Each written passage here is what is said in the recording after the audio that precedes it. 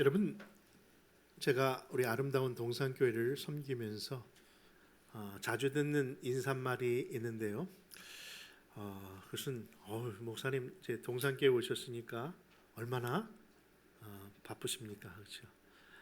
이상하게 우리에게 인사말로 전해지는 인사말이 바로 얼마나 바쁘십니까? 라는 인사말을 자주 듣게 됩니다. 어제도 집사님과 통할 일이 있어서 전화를 했는데 제일 먼저 하시더라고요. 목사님, 이렇게 바쁘신데 전화 주셔서 또 말씀 나누셔서 너무 좋습니다. 그런데 속으로는 뜨끔했습니다. 사실 그렇게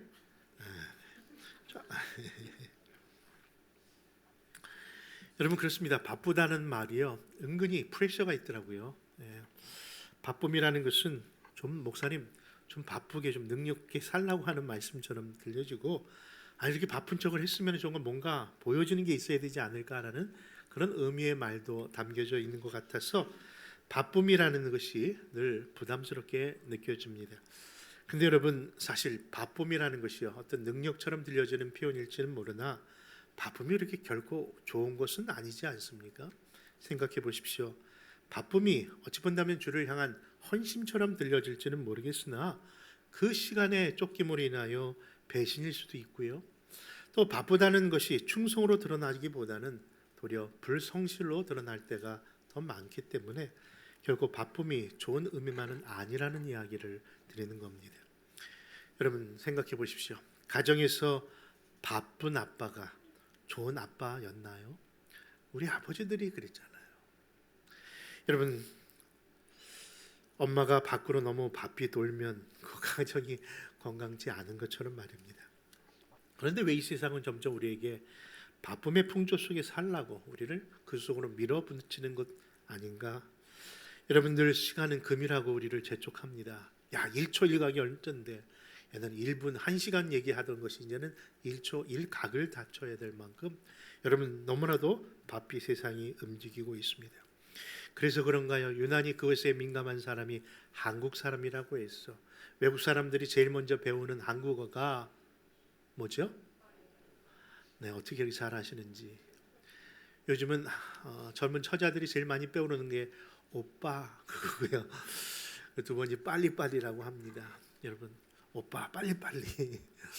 무슨 의미인지 모르겠습니다만은 그들이 그렇게 하는 이유는 정말 우리 한국 사람들은 빨리라고 하는 말을 자주 하고 있기 때문인 것이죠. 그러나 여행가들이 세계를 각 돌아다니면서 한국 사람들처럼 이런 시간 개념을 가진 곳은 없더라, 이 얘기들을 많이 합니다. 그때부터 도대체 그 시간, 그 시간은 뭐라는 말입니까? 여러분, 분명히 저는 어릴 때 이런 꿈을 꿨습니다. 크면 뭐든지 할 수 있겠지. 빨리 좀 컸으면 좋겠다. 왜냐하면 제가 19살에 신학교를 가는 바람에요, 나이는 아직도 10대인데 다른 사람들이 자꾸 전도사님 하니까 우리 형들이 아주 못마땅하게 여기셨는지 네가 무슨 님을 붙이냐고. 그때 제가 나이가 한 25만 되면 그래도 어울릴 텐데 시간 좀 빨리 가라. 빨리 25살이 되면은 가정도 이룰 것이고 또 어느 정도 안정이 될 거면서 나이 먹기를 이렇게 소원했었답니다. 근데 웬일입니까? 그 25세까지는 그렇게 안 가던 시간이 25이 딱 되부터 속도감이 붙더라고요. 아마 여러분들 아시죠? 20대는 몇 마일? 20마일로 가는데 30대는 30마일, 50대는 어떻게 잘하십니까? 근데 이 자리에 90을 바라 90이 넘으신 분이 몇 마일을 좀 달고 계실까요? 여러분, 아프니까 청춘이다라는 책을 쓴 김난도 교수님의 책에 보니까요, 인생을 20하루로 나누면서 인생의 시간이 있다고 그렇게 얘기를 하더라고요. 그래서 한번 뭔가 해서 그 시간의 좌표인 시계를 한번 가지고 와봤습니다. 한번 보여주실랍니까? 잘 안 보이시죠? 너무 놀라실까 봐 제가 작은 걸로 갖고 왔는데요, 24시간에 바로 100세가 되면 끝이라는 거예요. 근데 그 시계를 자세히 보면요, 7살을 오후 1시로 봤고요, 그리고 그래서 사회 초년생을 20대로 보면서 거의 한 2, 3시로 보고요, 그리고 한참 나이인 우리를 오후 6시로 보고요, 60을 저녁 7시, 80을 저녁 10시 그리고 80부터는 주야 얼마 안 남았는 것을 그만 보십시다. 네. 여러분 지금 옆 사람 보시면서 지금 몇 분 남았는가, 얼마 남았는가 그 눈을 보면 위로가 아니라 가슴 아프게 하는 겁니다. 그렇다면 여러분들 그런 인생의 시간표를 보니까 우리의 삶이 정말 실감이 아마 느껴지실 겁니다. 그런데 그런 인생의 시간에 대하여 성경은 뭐라고 한다고요? 오늘 말씀 가운데 읽었는데 이런 표현이 있더라고요. 그러면 너희는 세월을 뭐하라? 아끼라. 여러분 성경은 우리를 통해서 세월을 아끼라고 하셨는데 아니 어떻게 하는 것이 아끼는 것일까요? 왜 아끼라고 하셨을까요? 그런 합리적인 의문을 가지면서 오늘 주어진 에베소서 5장 15절과 16절은 이렇게 말씀으로 시작합니다. 같이 한번 읽어볼까요? 시작.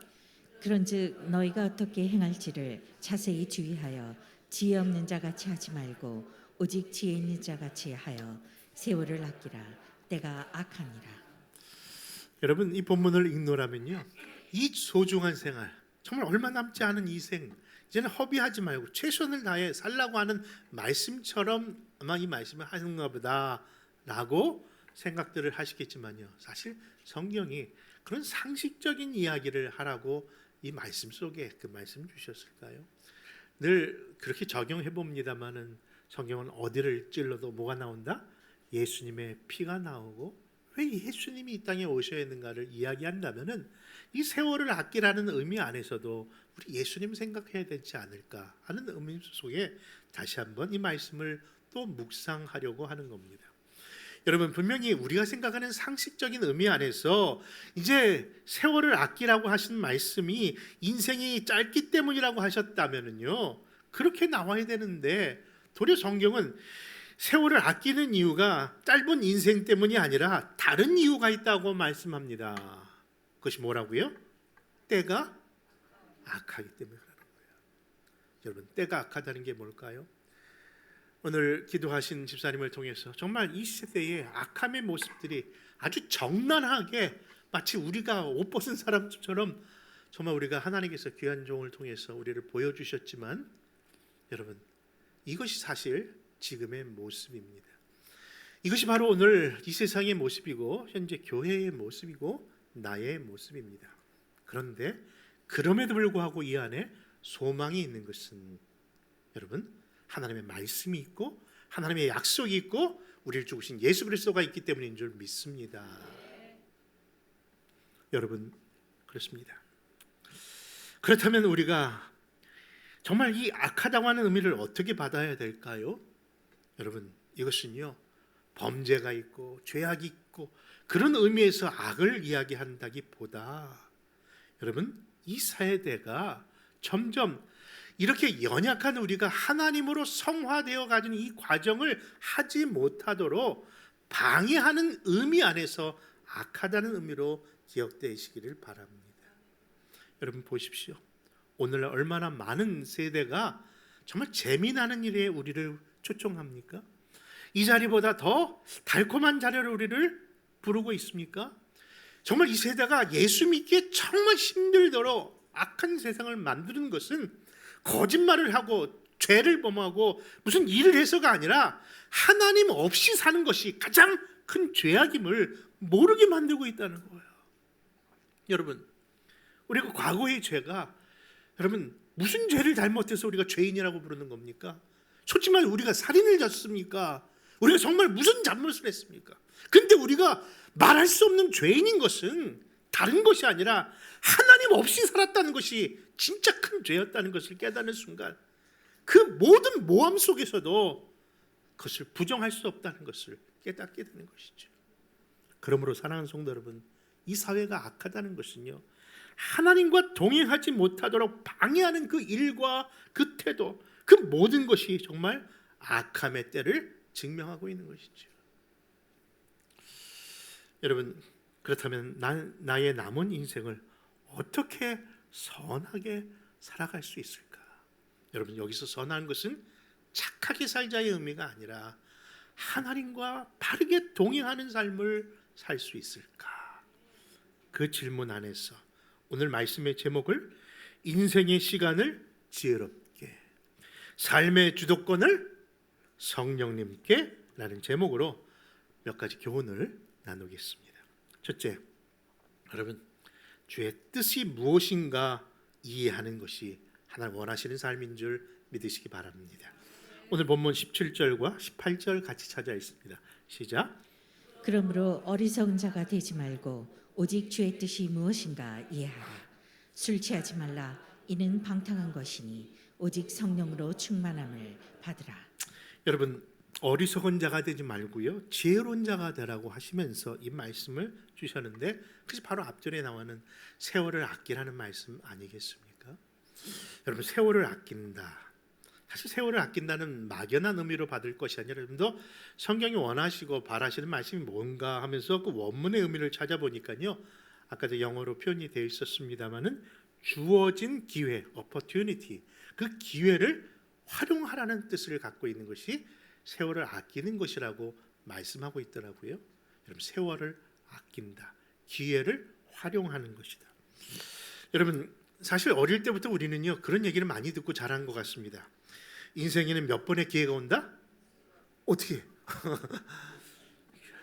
3번의 기회가 온다고 그 얘기를 들었던 것 같아요. 그래서 그 3번의 기회가 올 때에 이걸 놓치면 이게 큰일 나니까 절대로 그 기회를 잡아야 된다고 하면서 여러분들 그 기회를 놓치지 않고 살아왔는데, 한번 묻습니다. 여러분, 그 3번의 기회 다 잡으셨죠? 남편이 아내가 그 기회인 줄 알고 잡았는데 주여. 여러분, 정말 우리 안에 많은 기회가 정말 잘 됐다고 하는 사람보다는 안타까운 마음 사람이 있으면은, 여러분, 우리는 그럼 기회를 다 놓친 사람일까요? 여러분, 더 이상 인생에게 3번만의 기회가 있다는 그런 말도 안 되는 말에 속지 마십시오. 여러분, 인생에게는요 3번의 기회가 오는 것이 아니라 몇 번?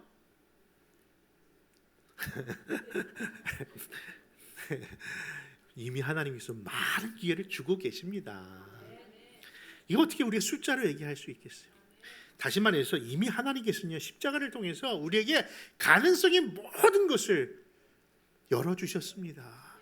지금도 하나님이 원하시는 일을 얼마든지 그 기회가 주어졌기 때문에 감당할 수 있습니다. 그런데 그러기 위해서는 뭐예요? 바로 어리석은 자가 되지 말라는 거예요. 그와 같은 어리석은 자가 되지 말고 정말 무엇이 하나님의 뜻인지를 여러분 이해하고 그것을 깨닫는 자가 된다면 우리에게는 와, 정말 수많은 하나님의 오퍼튜니티가 우리 안에 있구나.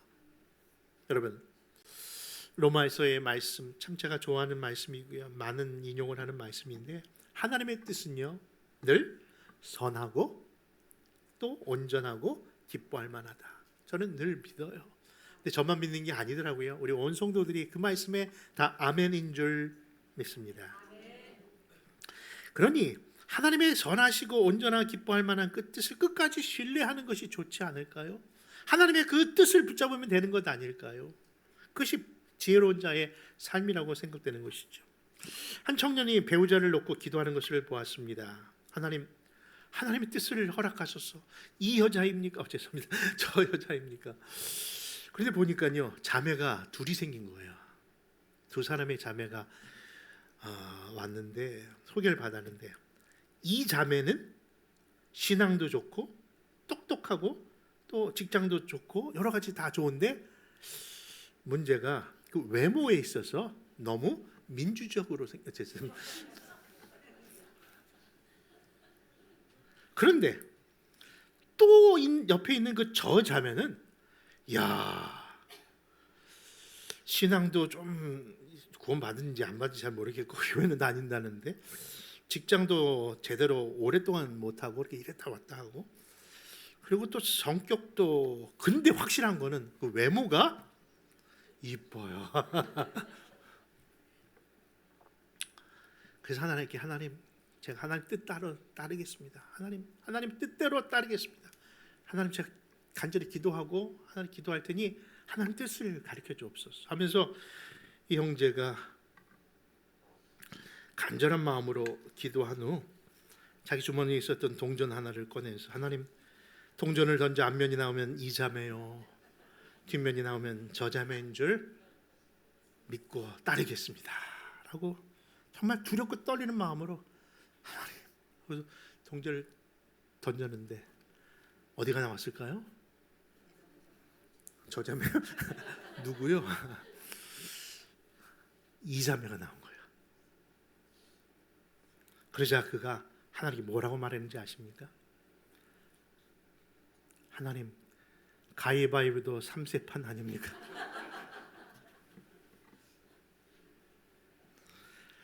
여러분, 우리의 하나님의 뜻을 구하는 태도가 이런 것 아닐까요? 분명히 말로는 내 뜻대로 마옵시고 아버지 뜻대로 되기를 원합니다 라고 말도 하고 기도도 하고 표현도 하지만 사실 이미 내 뜻이 정해져 있어요. 그래서 내 뜻이 관철되기까지는 계속 기도하고 졸라대는 거죠. 하나님은 간절히 구하는 자에게 주실 것이다. 하나님을 변케하겠다는 마음으로 그런 건 아닌가요? 여러분, 다시 한번 이야기합니다. 하나님의 뜻은 뭐예요? 내 생각보다 더 선하시고요. 하나님의 뜻은 내 생각보다 정말 기뻐할 만한 것이고요.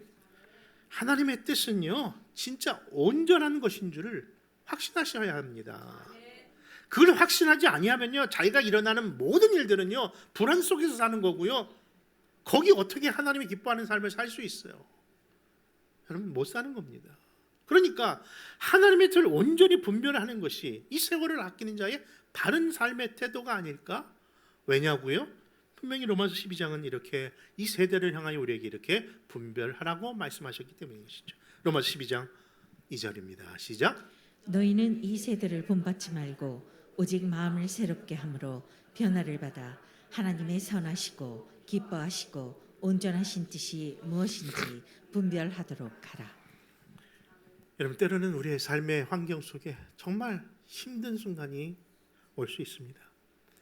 아니, 환경도 어려울 뿐만 아니라 가장 힘든 관계는요, 인간관계인 것 같아요. 아니, 그 인간이 왜 여기 있어갖고 나를 이렇게 괴롭혀? 그런데 여러분, 그런 고통, 그런 일로 인하여 아니, 그렇게 좋던 집도, 그렇게 좋던 그런 교회도, 심지어는 직장도, 그런 모든 관계로 인해서 내 마음을 들 수 없을 만큼 나를 힘들게로 몰았을 때가 있다는 것이죠. 아니, 그렇게 잘 좋아하던 음식도 밥맛이 떨어지고, 그렇게 좋아하게 잘 자던 잠도 안 자니 말입니다. 그런데 여러분, 그 일을 누가 나를 너무나도 사랑하시고 나를 위해 십자가 죽기까지 하셨던 하나님이 그것을 알면서도 지금 허용하고 계시다면, 그리고 내가 그 일을 겪고 있는 것을 하나님이 그래도 보고 계시다면 분명히 하나님의 기뻐할 만하고 온전할 만하고 선하신 뜻이 있을 것이다. 거기까지 가야 한다는 거예요. 그래야만 그 안에 평강이 오는 거예요. 여러분, 우리는 편안한 삶을 사는 것이 아니라 여러분, 평안을 구하는 말 그대로 피스, 샬롬의 평강인 줄 믿습니다. 이 평강은요, 바로 그 하나님께서 우리에게, 히브리인들에게 주셨던 그 평강은 하나님과의 관계로 인해서 주어지는 샬롬이기 때문에, 그러면 하나님과의 확실한 관계만 있으면요, 그 어디나 하늘나라인 줄 믿는 것이죠. 여러분, 때로는 하나님이 정말 나를 안 사랑하시나? 왜 하나님이 나를 모른 척 하시나? 막막한 순간처럼 보일지라도 이럴 때 우리 믿음을 한번 하나님 앞에 드려야 되는 건 아닐까요? 죽으면 죽지 뭐. 여러분, 죽으면 죽으리라의 신앙적 고백을 하면요, 진짜 길이 열리더라고요. 하나님이 죽이시려고 하는 것이 아니라 그 각오를 듣고 싶은데, 그 죽음의 전의 신앙 고백 이 순간에 내 입술에서 이런 찬양의 큰 울림이 나더라고요. 하늘 가는 밝은 길이 내 앞에 있으니 슬픈 일을 많이 보고 늘 고생하여도 하여도 하늘 영광 밝음이 어두운 그늘 해치니 예수 공로 의지하여 항상 뭘 본다고요? 항상 빛 그분 예수 그리스도를 보도다. 2절 가사는 같이 찬양하길 원합니다. 내가 염려하는 일이 세상에 많은 중 속의 근심 밖에 걱정이었네요. 늘 시험하여도 예수 보배로운 피 모든 것을 이기니 예수 공로 의지하 뭐 한다고요? 항상 이기리로다. 그러므로 사랑하는 성도 여러분, 시편 기자는 이 찬양과 함께 이런 고백을 한답니다. 지금 내가 고난 당하는 것이 결국 내게 유익이었노라. 이로 말미암아 내가 주의 율례를 배우게 되었노라고 말입니다. 여러분, 고난, 여러분 우리에게는 결코 원치 않았던 일이지만요, 그 고난이 결국 나를 하나님께 더 가까이 가게 하셨고 하나님의 선하시고 온전하고 기뻐하신 뜻이 무엇인지를 훗날에 깨닫게 되면서 늘 때문에라고 하는 단어 속에 있던 우리의 입술이 이제는 덕분으로 바뀌게 되더라고요. 저 인간 만나서 내가 이처럼 힘들다고 그 때문이었던 그 사람이 그 덕분에 내가 더 주님을 알게, 그 돈이 없어서 힘든 내 일인 줄 알고 때문으로 고백했던 나의 삶의 여건들이 도리어 그것이 없어서 더 주님을 만나게 됐다는 덕분으로 변하게 된 것처럼 말입니다. 그러므로 사랑하는 성도 여러분, 어리석은 자처럼 여러분 속의 근심 밖의 걱정으로 여러분 그 염려 충만하지 마십시오. 우리는 염려 충만이 아니라 속의 근심 밖의 걱정을 뭘로 바꾸는 사람입니까? 주님을 바꾸는 기도의 사람으로 바꿔야 될 줄 압니다.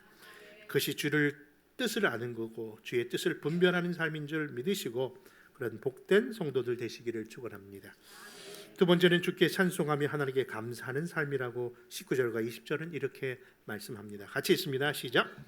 시와 찬송과 신령한 노래들로 서로 화답하며 너희의 마음으로 주께 노래하며 찬송하며 범사에 우리 주 예수 그리스도의 이름으로 항상 아버지 하나님께 감사하며. 사실 어떤 분들 보면요, 야, 그 삶이 찬송할 수 없을 만큼이나 어떻게 이런 일을 당하셨을까? 아니 감사할 수 없을 만큼이나 어떻게 이런 일을 버티고 계실까? 정말 안타까운 분들이 주위에 사실 있습니다. 사실 이 자리에도 말씀을 전할 때 보면요, 늘 가슴 아리를 하시는 분들이 늘 있어요. 그게 왜 그런가 들어보면요, 정말 살아온 길이 너무 힘든 것을 보면서 야, 정말 이걸 정말 책을 쓰면 몇 권을 쓰셨겠구나 하는 생각들을 할 만큼 힘든 인생을 걷고 계신 분들이 계십니다. 근데 제가 아는 분, 어떤 집사님 가운데 늘 자녀가 없어서 그렇게 어렵게 하시다가 하나님께 기도함으로 인해서 자녀를 받은 그런 가정이 있는데요, 하나님 아들만 주시면, 하나님 자녀만 주시면 하며 그렇게 수년을 기도했는데 정작 주신 자녀가 태어나자마자 봤는데 선천성 다운 증후군을 갖고 지체 정신 질환을 갖고 있고 얼굴에는 언쟁이까지 들어와서 그런 아이가 태어난 거예요. 결국 그 아이들을 키우면서 평생 엄마의 손이 없어서는 아무것도 할 수 없는 그런 아이를 키우면서 그 어머니의 기도가 다른 것이 아닌 것을 듣게 되었답니다. 그 기도는 하나님, 그 하나의 소원밖에 없습니다. 이 아들보다 내가 더 하루만 더 먼저 살다가 하게 하소서. 여러분, 그런 기도를 할 수밖에 없는 어머니의 마음 여러분 아십니까? 여러분, 우리보다 더 힘들고 어렵게 살아가는 분들이 정말 있더라고요. 아니 어떻게 자기의 인생을 아들에게 다 걸을 수밖에 없고 그 인생을 그저 하루만 더 먼저 죽지 않도록 이렇게 홀로 남겨둘 수가 없으니까. 그런데 놀라운 사실은요, 그것이 아니랍니다. 그런 상황 가운데서도 여전히 그분은 그런 자녀를 주신 하나님께 뭐 하고 있을까요? 그게 어떻게 가능하냐는 거죠. 감사하고 그분을 찬양하고 있는 거예요. 너무 귀한 아들 주셔서 감사하다. 그래서 그 이유를 알았습니다. 그것이 바로 다른 것이 아니라 그 집사님의 영혼 안에 누구로 가득 차 계신 거예요? 성령님으로 가득한 삶을 살고, 그게 성령 충만의 삶이구나. 오늘 주보 칼럼에도 표현했듯이 성령 충만함이라는 것은 때때로 내가 힘들고 어려울 때 그분으로 채워지는 그런 건전지 충전기처럼 활용되는 그런 분이 아니라 그 주체가 누구라고요? 내가 그 필요로 하면 부르는 것이 아니라 그 주체가 하나님 성령님이어야 한다는 거예요. 여러분, 성령 하나님의 통치에 내가 그냥 주장되어지는 삶, 내 여건 환경 속에는 안타까운데 그 성령님으로 다른 것은 들어오지 못하도록 하나님이 나오게 함께 하시는 사람, 그것이 바로 성령 충만이라는 얘기를 하시면서 그 예로 마치 술에 충만한 것처럼 그 비교를 하시더라고요. 여러분, 술을 마시면 그런다면서요, 자기가 자기 같지 아니한 용기가 생긴다. 자기가 걷는 게 아니고 자기 몸을 술이 막 나를 인도한다. 여러분, 술의 애찬론적인 표현이 아니라 술이 우리를 통제 능력을 갖듯 성령으로 취함을 받는다면요, 바로 우리가 가장 온전하고 가장 기뻐할 만하며 가장 선하신 하나님의 뜻으로 우리를 끝까지 인도하시는 하나님의 통치하심을 경험하게 되기에 어떤 형편, 어떤 사정에서도 감사, 찬양이 이어지는 줄 믿는 겁니다. 여러분, 지금 많이 힘드신 거 아는데요, 힘내십시오. 많이 어려운 거 아시는데요, 힘내십시오. 우리 주님이 가장 선하고 기뻐하시고 온전한 뜻으로 우리를 인도하실 겁니다. 죽으면 죽으리라. 여러분, 하나님 우리를 죽이려고 하시는 것이 아니라 죽기까지 우리가 하나님 앞에 엎드려지는 것을 보고 싶으신 거예요. 엄밀히 보면 그 사람이 변할 문제가 아니라 누가 변해야 돼요? 세상이 아니라 나 자신인 것을 깨닫으시기 바랍니다. 내가 달라지면요, 세상이 달리 보여요. 여러분, 어느 날 밖에 보는데 우리 뒷마당은 왜 이렇게 지저분하지? 제가 늘 그랬어요. 아니 어저께도 분명히 청소를 했는데 왜 이렇게 지저분하지? 근데 제가 뭘 안 청소했는지 아십니까? 유리창을 청소를 안 했더라고요. 유리창을 청소를 안 했더니 모든 바깥이 다 부정적인 것만 보이고 지저분한 것만 보이더라고요. 내가 내 영혼의 눈을 닦아야 되는데 그걸 예수님으로 바꿔보니까 다 그 어디나 또 하늘나라가 되는 것이죠. 스펄전 목사님이 이렇게 얘기했습니다. 한 자루의 촛불로 감사할 수 있다면 하나님의 별빛 주신 것을 감사하게 된다. 여러분, 그게 무슨 감사합니까? 이 초 떨어지면 아무것도 없는데, 근데 이 초 떨어져도 저 푸른 저 밝은 별빛이 저렇게 있으니 얼마나 감사하냐. 근데 그 별빛을 감사했더니 뭐가 보여요? 그보다 더 큰 둥그런 달림이 있다는 것을 보고 감사하게 되고요. 달림에게 감사했더니 그 다음에 뭐요? 햇빛이 어둠을 깨치고 매일 내가 생활하는데 할 수 있도록 햇빛 주신 것을 감사. 그 햇빛에 감사하면 영원히 꺼지지 아니하는 천국빛도 주실 줄 믿는 겁니다. 그러므로 사랑하는 성도 여러분, 어떤 상황 속에서도 좋으신 하나님 신뢰하며 감사와 찬양으로 영광 돌리시길 바랍니다. 마지막으로 그리스도를 경외하고 복종하십시다. 21절입니다. 시작. 그리스도를 경외함으로 피차 복종하라. 여러분, 서두에 제가 인생 시계를 보여드렸더니 마음이 상하신 분들이 있어서 제가 달리 하나 말씀 하나 더 드립니다. 여러분, 지금 내 나이가 80이면은 지금 1시간 남았단 말이야 하면서 나 이상한 눈초로 지금 쳐다보셔서 계속 머리를 눈을 못 맞추겠는데요.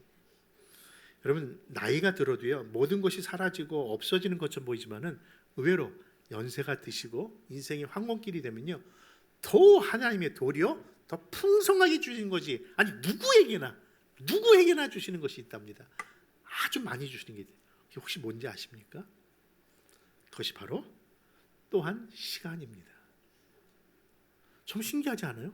시간이 얼마 안 남았는데 하나님이 나에게 주시는 축복에 뭐가 있는데? 시간이에요.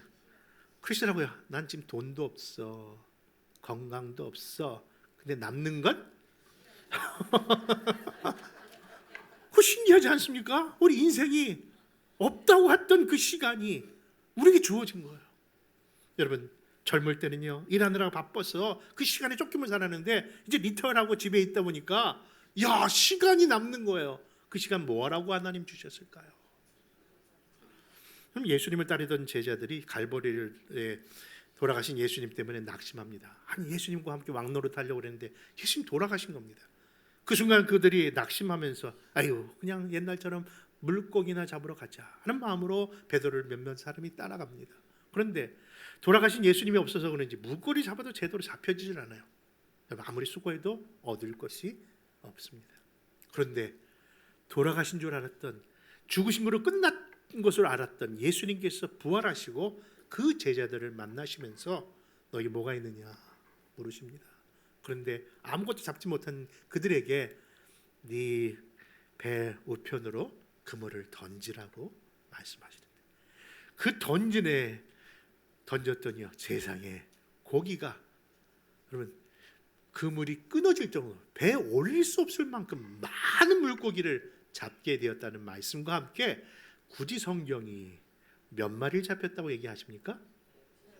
153마리 153 잡혔다고 하는 거예요. 여러분, 왜 굳이 153이 무슨 의미일까? 누구는 그러더라고요. 모나미 153의 기적이라고, 그렇죠? 모나미 보편 153이 있지 않았습니까? 그거 팔아갖고 부자 됐다는 것처럼 우리에게 153의 축복이 있다. 근데 저는 잘은 모르겠지만은 그 말씀과 함께 이어졌던 예수님이 하셨던 말씀, 그렇죠? 그렇게 물고기 153마리를 잡으셨는데 그 베드로를 향하여 너희는 네가 나를 사랑하느냐 하시면서, 사랑한다면 뭐 하라? 내 양을 먹이라, 치라, 먹이라 하셨잖아요. 다시 한번 그 사명을 회복시켜 주세요. 네가 뭐 하고 살아야 되는지. 여러분, 우리 지난 금요일 교회를 방문하신 강광수 아마존 선교사님이 계속 우리를 꼬실리제이션 뭐라고 그랬죠? 뭐 꼬실리제이션 하면서 계속 선교지 좀 오라고, 선교지 좀 오라고. 저도 아마존 주여 뭐 그러는데 그것을 좀 오시라고. 근데 이 아마존만이 아니라 선교지 좀 오시라고. 선교지면 왜 그랬더니 선교지에 신기하게 어떤 선교사님이 정했는데 선교지에 필요한 것이 153가지가 있대요. 여러분들이 하실 수 있는 그 모든 일 중에 153가지 하나 정도는 하실 수 있다면 선교지에 와서 그 일을 하시라는 거예요. 여러분, 나이 들어서 남는 게 시간인데 세월 허송하지 아니하고 그냥 죽지 못해 사는 인생이 아니라 내가 갖고 있는 은사, 내가 갖고 있는 하나님의 선물, 그 일 하나만이라도 하나님의 나라를 위해서 쓰라고 우리에게 주신 시간임을 믿으시기 바랍니다. 여러분, 가슴이 뜨거워져야 합니다. 내 인생이 이제는 지는 해가 아니라 하나님의 더 쓰임받을 수 있는 새라고 생각한다면요, 여러분들, 지금 우리는 다시 새 힘을 얻을 줄 믿는 겁니다. 그러므로 사랑하는 성도 여러분, 우리가 피차 복종하라고 하셨던, 끝까지 하나님을 경외하라는 마음속에 여러분, 나머지 인생, 나머지 하나님께 주신 물질, 하나님 앞에 정말 기뻐하는 일에 쓰임 받으십시오. 인생의 세상적 종말이든 개인의 종말이든 언젠가 우리가 올 텐데 그 순간에 여러분 정말 의미 있고 영원한 것을 해야 되지 않을까요? 그것이 바로 나의 삶의 주도권을 성령님께 맡기는 삶이고 지혜롭고 복된 인생을 사는 정말 삶인 줄 믿는 겁니다. 그런 삶을 사시는 저와 여러분 되시기를 주님의 이름으로 축원합니다.